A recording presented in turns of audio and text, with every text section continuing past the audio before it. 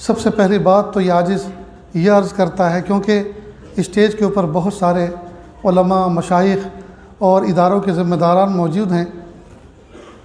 کہ جب کبھی وہ جلسہ کریں اور جلسے کو مسجد کے صحن میں یا مسجد کے جماعت خانے میں منعقد کرنے کا نظام ہو تو اسٹیج ہرگز نہ لگائیں، اس لیے کہ مسجد کے اندر اسٹیج لگانے سے مسجد کی حیثیت ثانوی ہو جاتی ہے اور اسٹیج کی حیثیت دوسری ہو جاتی ہے۔ مسجد کی حیثیت دوسری بن جاتی ہے اور اسٹیج ایک منظر ایسا پیش کرتا ہے گویا ہم فنکشن ہال میں بیٹھے ہیں، تو ہمیں یہ حق نہیں پہنچتا کہ ہم اللہ تعالیٰ کے گھر کی حیثیت کو تبدیل کریں۔ اس لیے یہاں ایک ہی صف میں کھڑے ہو گئے محمود و ایاز، نہ کوئی بندہ رہا نہ بندہ نواز، یہ کیفیت ہونی چاہیے۔ لہذا علماء مشائخ کے لیے جدار قبلہ کے ساتھ یا دائیں بائیں تکیے لگا دی جائیں، گدے بچھا دی جائیں، ان کا اکرام ہو گیا،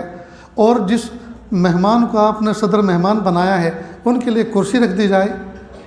جو ممبر کے قائم مقام ہوتی ہے، تھوڑا سا اونچا ہو کر سب کو دیکھ سکیں اور سب ان کو دیکھ سکیں، بس اتنا اکرام کافی ہو گیا۔